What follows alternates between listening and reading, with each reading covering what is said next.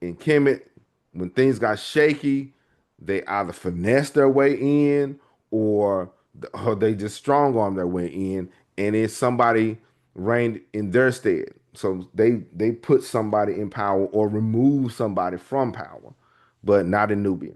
All right. Now, the Victory Stela. In fact, the Piye's Victory Stela hints at more than a conquest. It describes a spiritual war. He bathed and prayed and fasted before engaging in war. Okay, that kind of leadership required warriors to do the same. So, and the Magi fit the mold. Okay, now, but what did it say? All right, hit the like button. And if you want to know more about this, hit the like button and subscribe because we about to we about to get involved. See what I'm saying? So get ready. Let's go. Now, here we go. Let me see. I'm gonna read this. Okay. I have my notes here. And so, and I will have the full check. What I'm gonna do, I'm gonna put the full article link in the description. Okay, so the regional year 21, the first month of inundation under the majesty of the king of Upper and Lower Egypt, Piye, beloved of Amun, living forever. The decree which my majesty has spoken. This person is speaking for and on behalf of the king. Okay, here what I have done in exceeding the ancestors. Okay, I am the king, the representation of God, the living image of Atum, who issued from the womb, marked as ruler, who is feared by those greater than he, whose father knew and whose mother perceived even in the egg that he would be ruler. The good God, beloved of the gods, the son of Ra, who acts with his two arms, Pi, beloved of Amun. Basically, he's giving the accolades like I was born to do this. Pi is saying, I was born to do this. As you can see the pictures, everybody's kneeling before him, right? So he says, one came to say to his majesty, the chief of the west, the count and chief of Bebet el Hagar, Tefnachit, is in the Harpoon Nome, the nome of Happy or the Nile Valley, in the marshy region of Kum el Hassin or Panub, and the nome of Memphis or Men Nefer. Okay, he was seized in the west. He was seized the. I'm sorry. He has seized the west, even in its entirety, from the northern coastal marshes of Lassit, sailing southward with a sizable army, while the two lands are united behind him.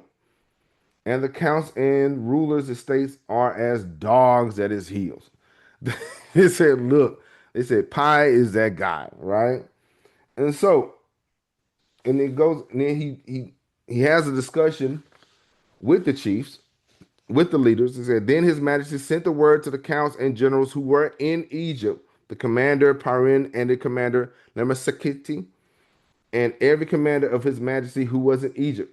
Proceed in battle formation. They got the word. They said, look, folk acting different, acting all reckless, we're going to engage.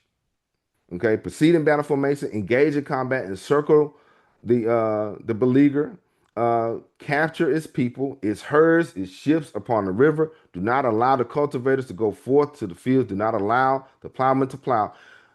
Yeah, we're done with this. It's time to go to work. So he sent word to his leaders, his generals, his captains to go ahead and engage. So that lets us know that the Magi was already in Egypt. They was already in camp. They was already ready to roll. See what I'm saying? Man. And so he sent his army, right? He sent his army forging them, charging them forcibly. Do not attack at night. He gave them a rule. He gave them regulation. If you're gonna attack, don't do it at night. Why? You should fight when there's sight. Announce the battle to him from afar. Let him know, hey, we about to throw hands. They was still cordial about it. They were still respectful. They said, look, you see us coming, right? And so and he goes fight when he says, if further his supporters are in another city, let one wait for them. So you don't fight alone. Hmm. He said, let me say this again. He said, If further his supporters are in another city, let one wait for them. Don't fight by yourself. The counts or the leaders whom he has brought to support him and trusted Libyan troops. So they are also cool with the Libyan army. Yep. They had a they called the trusted Libyan troops. So they trusted them. Let one announce battle to them in advance, saying, "O you whom we do not know, how to address and mustering the troops, yoke the best steeds of your stable, line up in battle formation. We don't know you, but we can't trust you because the king said so." Okay, be informed that Amun is the God who sent us. So this was one we said it before. This was a spiritual battle. They're trying to save the soul of Kemet. They're trying to do a hard reset. And in a few minutes, we're going to find out how split up Kemet was. There was kings and leaders everywhere in Kemet. There was no such thing as instability in Kemet in the 25th dynasty. Not legit. So that's why Nubia had to get involved. Okay. And even when he goes on to say, purify yourselves in the river before you go out here and fight, before you go to Thebes, before you go to Karnak, clothe yourself.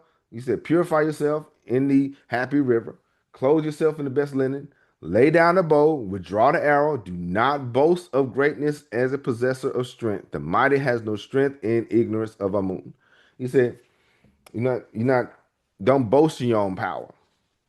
Right now, cleanse yourself, purify yourself, put your weapons down. Let's let's let's let's uh let's deal with the sacred first. Let's deal with the ancestors first.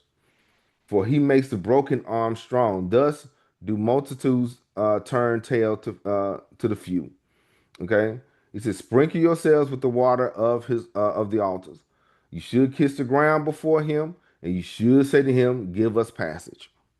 Before you go into this other area, because remember, Thebes and Karnak and Waset, all these places, Ipi Asut, all these places were still sacred. All these, even though the people there in Egypt didn't see it as sacred, they did. So before we get into this, we're gonna basically go to church. We're gonna worship, and then we're finna go to work. This was not only a physical battle, but a spiritual battle, right? And so they placed themselves. So in response, they placed themselves on their bellies. They bowed before the king, saying, "It is your name that will serve as our strong arm." So they agreed. Okay. So it says, "No army." It goes on to say, "No army profits whose commander is a coward." No army profits whose commander is a coward. Man. And so when they was making their way to Thebes, they had a meeting. Okay. Because as the armies was going up into Egypt, the king was moving up also. Okay. And so here's the account of the kings of Lower Egypt. That is the Delta area. That is the northern part of Egypt, right?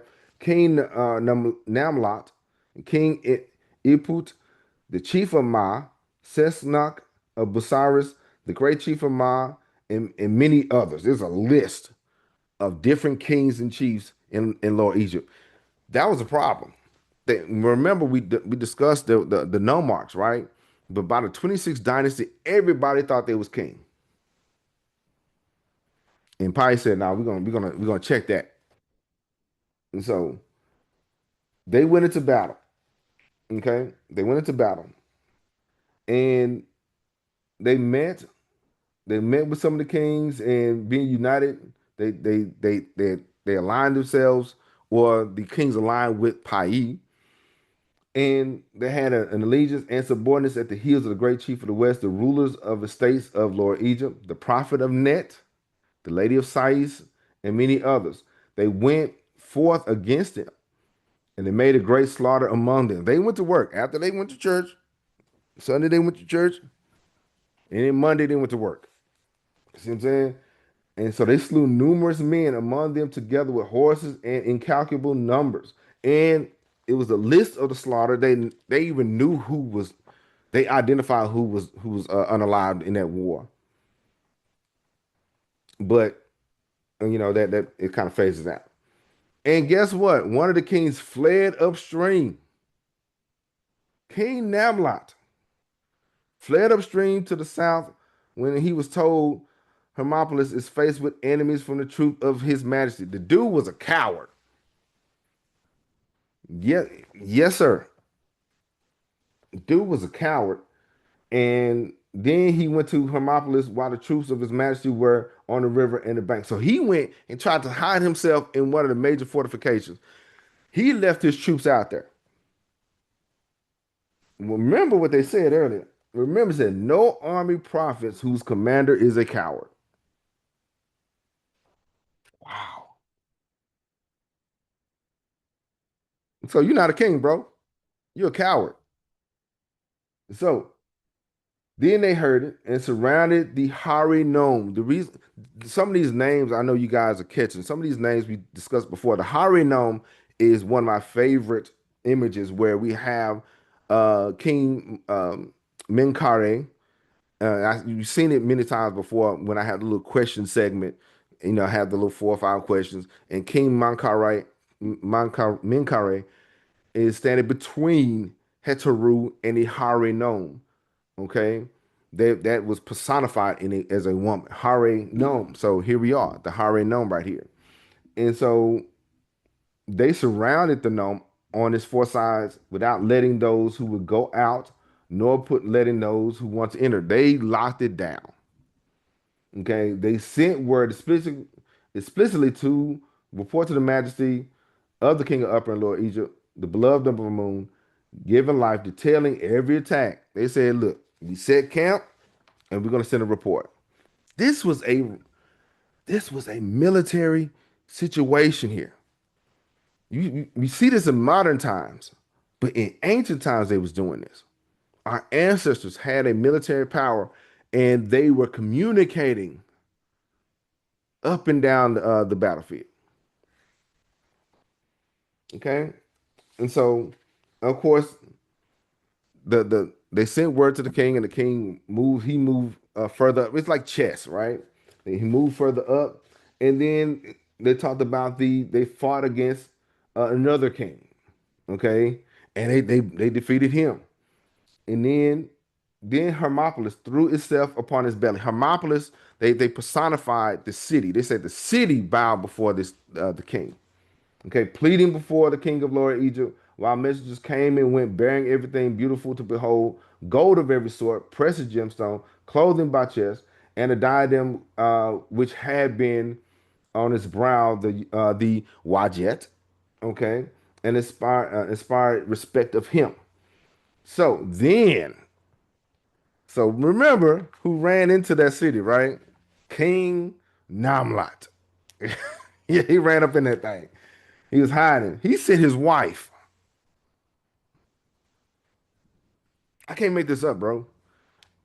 He sent his wife and and went before to implore the other royal wives, okay, and the other royal daughters, and he said, "Come to me, royal wives, royal daughters and sisters. May you appease Horus, Lord of the palace, whose wrath is great, whose vindication is grand. Cause that he behold, still respect me." It's not gonna work, bro. That's not how it goes. You are a coward. Okay. And so, and then they were, and then there's a response because it kind of breaks up. Okay. The translation breaks up. It said, "Who, your mother, who has guided you? Who's guided you? Who then has guided you?" They basically saying, "Who's telling you this? This doesn't make sense." And so basically, they saying their allegiance now is with King Piye. His Majesty then sailed northward to the opening of the canal beside Alum, and he found per second I can't pronounce it, per second Zepari, with ramparts heightened. So that was the house, you know what I'm saying? It was a location. It was fortified. Now, the majesty sent word to them saying this. Okay, he says, O living dead, O living dead, O miserable wretches, O living dead, if the moment passes without opening to me, behold, you belong to the tally of the fallen. He told that city, he said, look, if you don't bow to me, you will be numbered among the tally of the fallen. That's like who's in it? Pirates of the Caribbean. Do you feel dead? Like, wow, you would be numbered. You say, okay, keep playing if you want to. I have the Magi here. I have my generals here. We're not playing with y'all. It says, such is one subjected to the royal punishment. Do not bar the gates of your life so as to confront the slaughter block of this day. Don't don't do that. Don't bar the gates. Do not desire death so as to hate life. Going against us is suicide. This dude was gangster. Okay. And so, but after much discussion and much contemplation and a lot of devastation, they agreed. So he dealt with that cowardly king Namlot of Hermopolis, right? Then here come the chief of Ma. Okay, he said, "Look, he had a meeting. He said, there's two things. He said, two ways are in front of you. Then his mighty, so the king, the chief of Ma, his troops of majesty entered without slaying anyone. So they said, look, we did enough. We put enough work in. We're gonna have this meeting first. He was still King Piye was still diplomatic about the situation. Okay, and so the men, the treasurers, sealed possessions while the treasuries were assigned to the treasury. So they went in, they start gathering stuff. They start getting the stuff for the king, right? And then he saw the endowment of his father Amun Ra, Lord of the thrones of the two lands. His Majesty then went sailing northward, and he found that the median of the house of Sakar, the Lord of Illumination, had been closed. So he already knew spiritual Egypt was bankrupt. He already knew the problem. But a lot of these sacred sites, these sacred temples were closed. Nobody was doing the work. Nobody was venerating the ancestors or anything. So he sees that. Okay. And so he said he had a meeting. He said, look, after reopening these temples and everything, he had a meeting. He said, then the majesty sent word to them saying, behold, two ways are before you. Choose as you wish. Open you will live, close you will die. You have a choice. I'll give you a choice. My majesty would not pass by a closed city. Okay. So they opened to him directly. They said, look, said, if you remain closed, if you're gonna have problems. But if you open and agree with us, you'll be all right. So they opened the fortification. They threw themselves. They bowed to worship him and everything. So the chief of Ma, he said, "Look, you got it, bro. I'm not gonna play with you like that. I'm not gonna do that." And so then he goes further up. He goes to Mennefer. He goes to Memphis, where the priesthood of Ptah is. Okay, and they had their armies. Okay, and he said, "Behold, Memphis is filled with troops comprising of all the elite of Lower Egypt. Now we got to fight. Now we got to fight." So the king of Nubia pushed his way up into he passed Waset. He's now into Memphis or Mennefer, right? That's where the stronghold is. That's where, because remember, a lot of these kings were from Lower Egypt. That is the now Delta. So they brought their military down to there like it was a meeting point. Now it's finna go down. He said the lead of Lower Egypt with barley, emmer, sort of grain and granaries, it is protected by a stronghold. They bunker down. Okay. A great battlement has been built as a work of skillful craftsmanship. The river encircles its east, and fighting would not be found there. The stables were filled with oxen. They was ready. He then mounted upon a horse, as he did not trust his chariot. Yeah, he got to move around. He got to, he had a horse. He had to move around. He then went northward in fear of his majesty. So we have another coward. So we have the chief of Sais, right? He got on a horse because he didn't think that chariot could move around fast enough, right? He went northward in fear of his majesty. As the land lightened, as the day went on, uh, his majesty arrived in Memphis. Then he went further north. Okay. Then his majesty saw that it was strong and enclosures walls high. Okay. So guess what he said? He said, "Let us lay siege to Memphis. Behold, his army is numerous." While others were saying, "Make a ramp against it, so we can elevate the grounds in this rampart." So they said he had a meeting. He said, "Okay, should we?" This was strategy. He said, "Should we take it straight on, or they were saying let's build ramps against it so we can elevate the ground. Let's put together a siege platform." They was about to engage in siege warfare. They was about to have battering rams and whatnot and knock the walls down in Memphis. You see siege warfare in medieval times and all that. They was already doing that. They said, "Okay, all right, we see the walls. Okay, all right, let's do it." Siege warfare, erecting mass and using sails, and let's divide it by means of every side. They was going to take almost every major door, and they was going to just knock them down. And then so the king, he goes on to speak, "As I live, as Ra loves me, as my father Amun favors me, I have discovered that this has happened for it by the command of Amun." This is the divine act right here. Okay. And then so he talked, he goes on to say, "Let them open for him from afar. They do not place Amun in their hearts." That was y'all, Memphis being fortified like that, by being isolated, and all these bombardments and all these walls was basically symbolic, showing, basically confirming that they was not letting the ancestors and the Netzeru in their hearts. So okay, we'll fix that. Yeah. He said, they said they did not place Amun in their hearts, nor did they know what he has commanded. He has done it expressly to give evidence of his wrath and to cause that his grandeur be seen. He said, "Y'all gonna see this."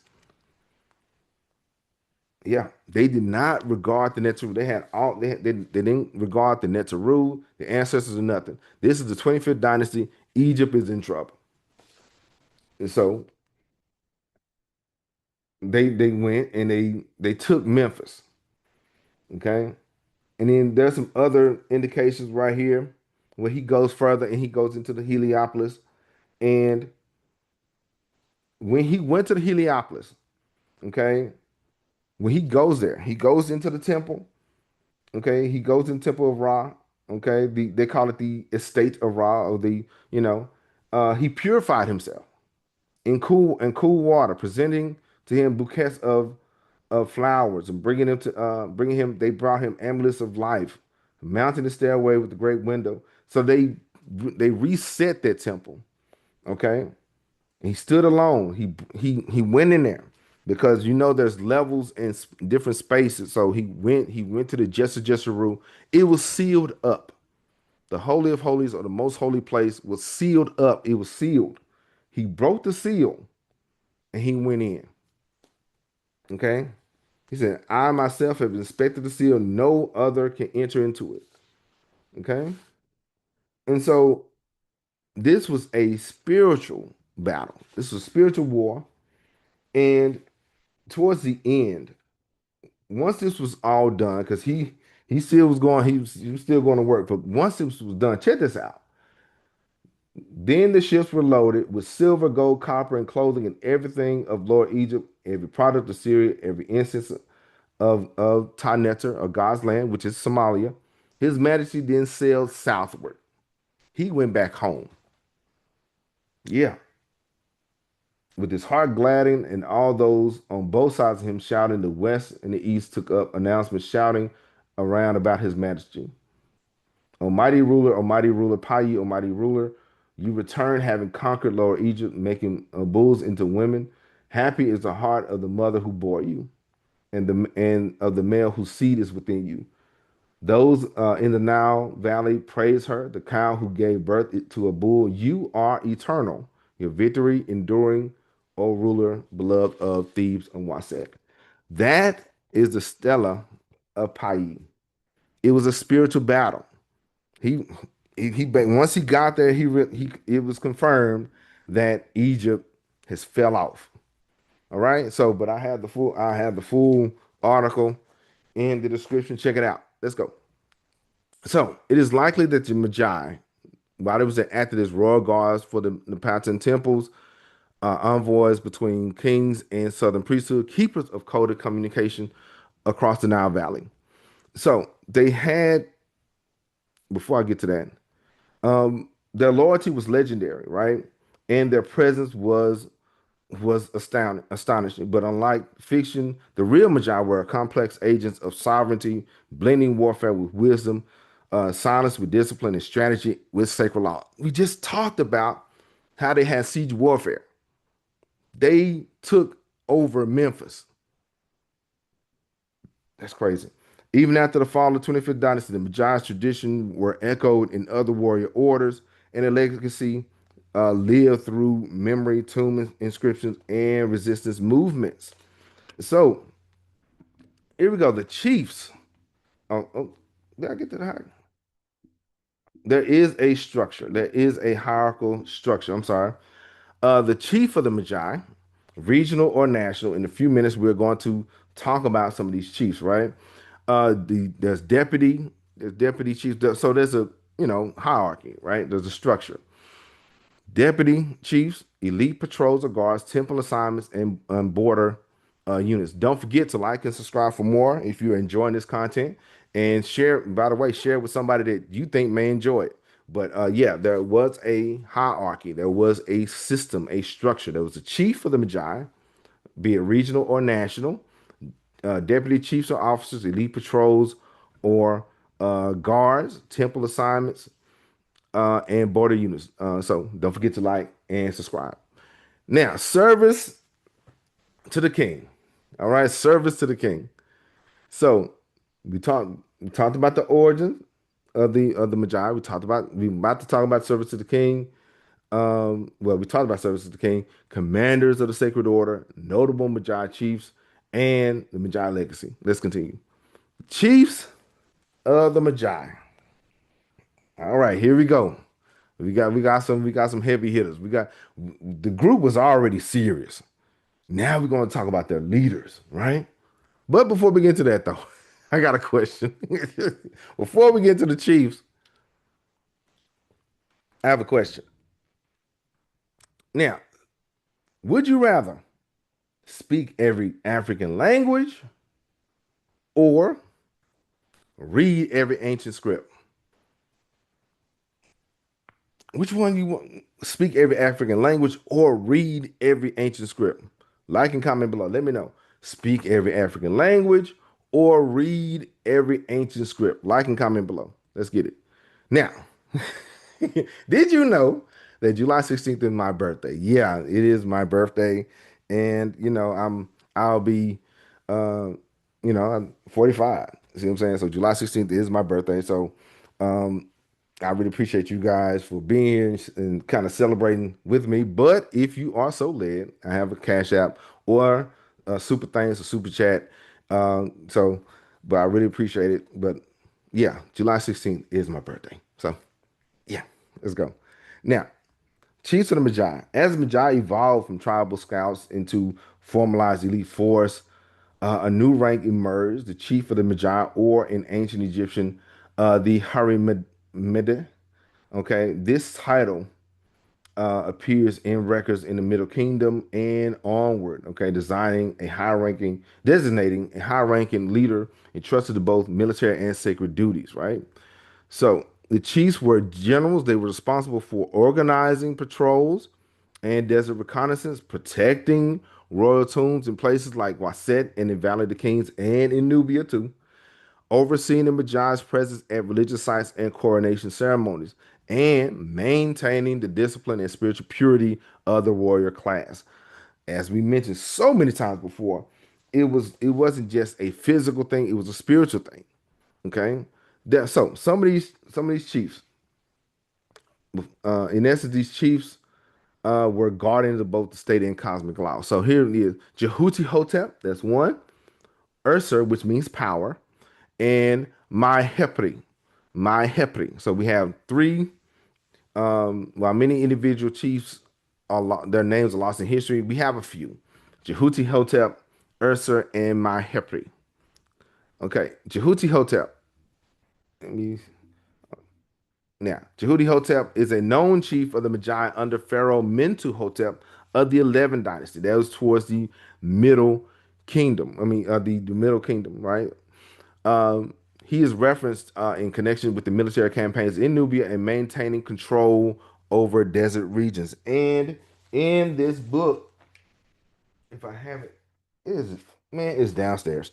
But in the ancient records of Egypt, okay, in ancient records of Egypt, the volume one, it does mention some of those campaigns. It does mention that. So Ursur, which means power, like Ursur, Ursur Ma'at Ra. Okay, that is Ramses' name.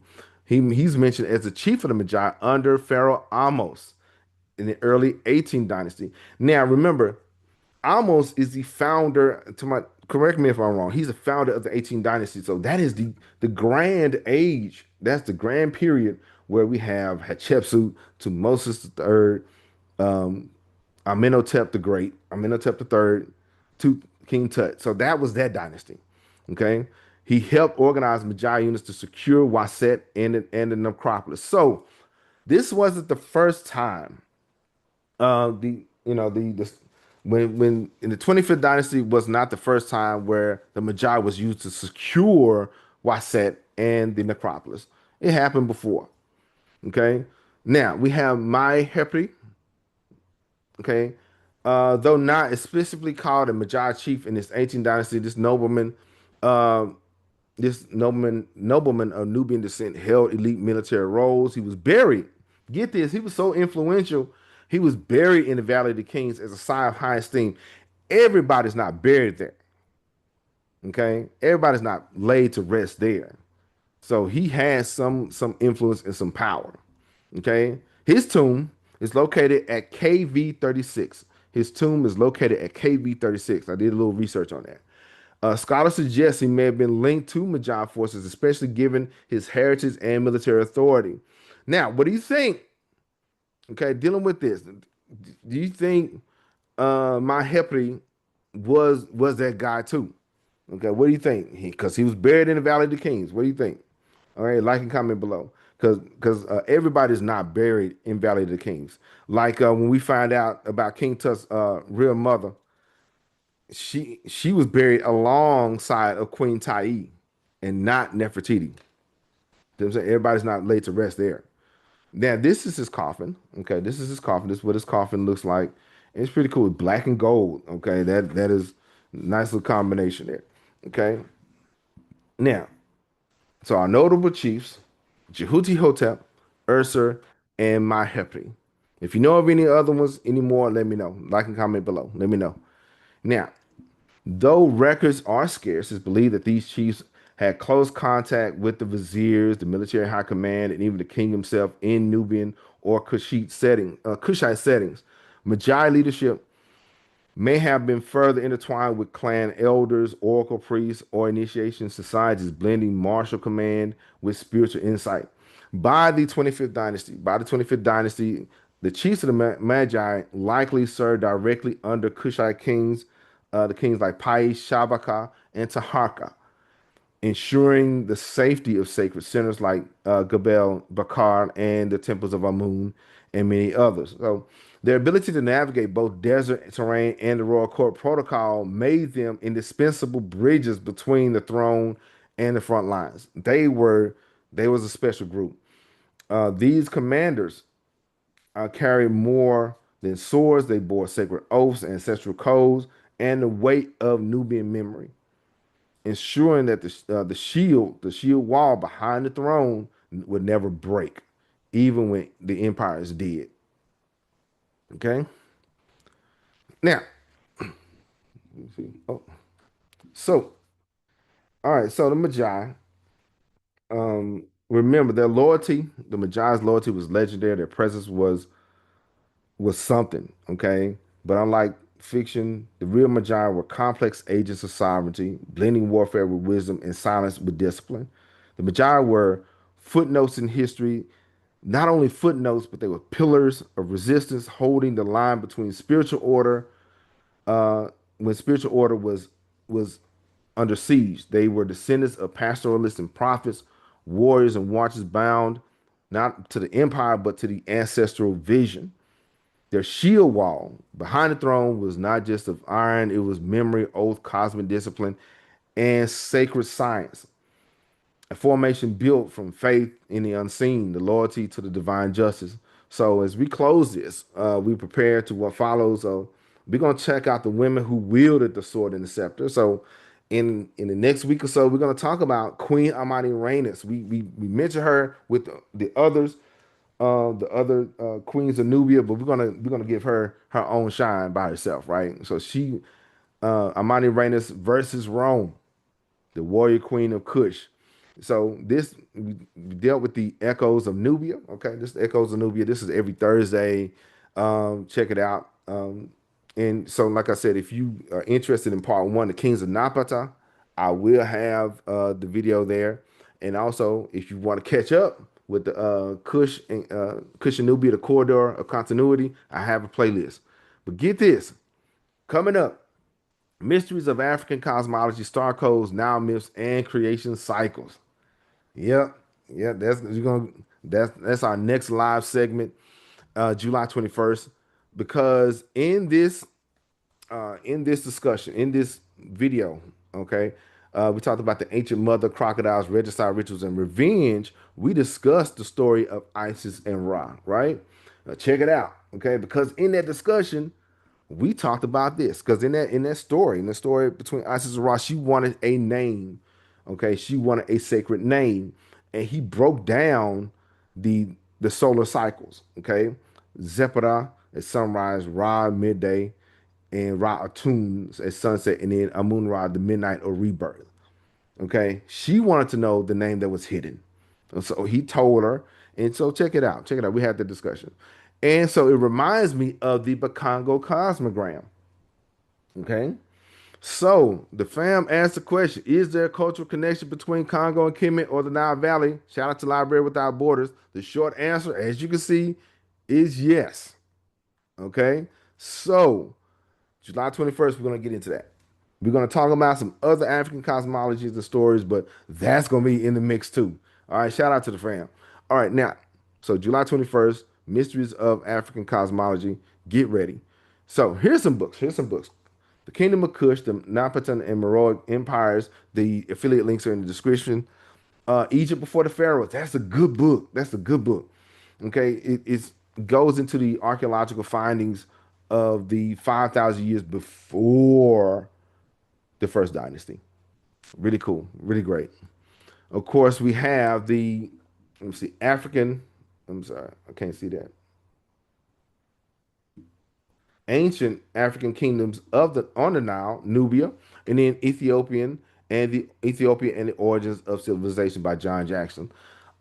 Man, the, you got to read. And the thing is, we in order for us to engage in any kind of academic conversation or to pass this information forward, we got to read. We got to research, right?